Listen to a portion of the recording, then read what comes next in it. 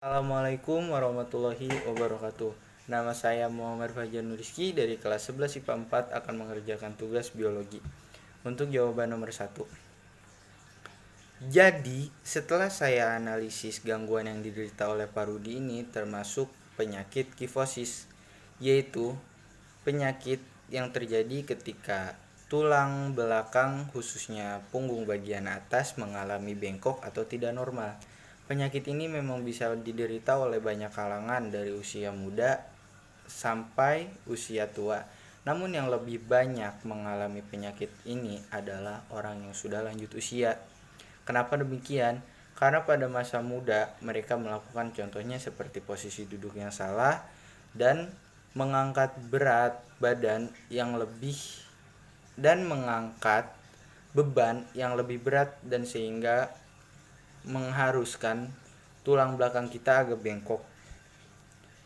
Untuk pengobatan pada penyakit kifosis ini tersendirinya bisa dengan melakukan fisioterapi dengan bantuan dokter tentunya dan obat-obatan.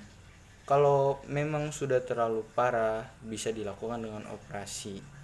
Sebetulnya penyakit ini tidak sangat mengganggu, jadi maksudnya tuh penyakit ini bisa nggak mengganggu banget gitu.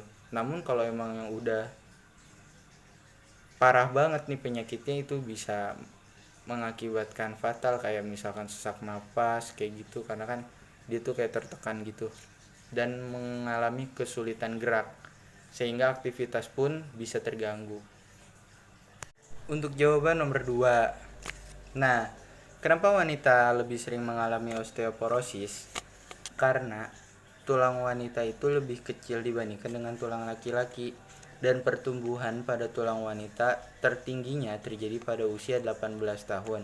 Nah, setelah lebih dari usia 18 tahun, pertumbuhan tulang pada wanita tidak akan secepat sesaat sebelum usia 18 tahun.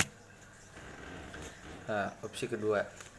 Jadi penyebab penyakit artritis adalah karena tulang rawan yang mengalami peradangan yang mengakibatkan rusaknya fungsi sendi. Nah, penyebab artritis ini juga banyak, salah satunya adalah osteoartritis yang meliputi rusak dan robeknya tulang rawan sendi yang mengakibatkan sendi itu bergesekan langsung. Untuk jawaban nomor 3, setelah saya mengamati pernyataan tersebut di atas, saya menyimpulkan bahwa penyakit miasthenia gravis ini lebih menyerang pada bagian otot dan membuat otot-otot di tubuh kita baik di muka ataupun di badan itu mengalami lemah atau tidak stabil. Contoh, ketika si penderita penyakit tersebut mengalami kelemahan otot di rahang bawah maupun rahang atas, ketika dia makan pastikan dia akan mengunyah. Nah, pada saat mengunyah itu otot-otot itu bekerja dan tidak bisa seperti orang normal yang lainnya yang bisa makan terus-menerus hingga makanan itu habis. Kalau si penderita penyakit ini, dia harus berhenti terlebih dahulu untuk membuat otot itu pulih kembali untuk bekerja. Dan terus menerus seperti itu. Ya memang penyakit ini enggak parah banget, tapi bisa membuat si penderita ini cukup sangat kesulitan melakukan aktivitas sehari-harinya. Gejala-gejala yang terjadi pada penyakit ini ya contohnya itu, yang pertama,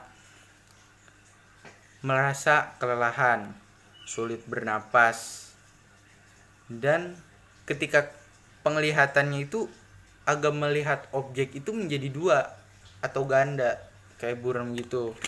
Terus ketika berbicara tidak jelas, mengunyah makanan tidak seperti orang-orang normal yang lainnya, agak sulit gitu kayak gitu kan.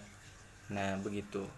Jadi untuk penanganan atau pengobatan penyakit ini adalah salah satunya adalah dengan cara kita berobat ke dokter, dan dokter akan menyarani kita untuk melakukan transfusi darah atau menambah autoimun melalui obat-obatan, dan juga dokter bisa menyarankan kita untuk melakukan terapi. Nah, kalau emang udah parah banget bisa juga dengan operasi. Jadi untuk kita yang mengalami kesehatan yang masih bugar jasmani dan rohani, kita harus mensyukuri kesehatan yang telah diberikan oleh Tuhan atau Allah yang Maha Kuasa. Terima kasih. Assalamualaikum warahmatullahi wabarakatuh.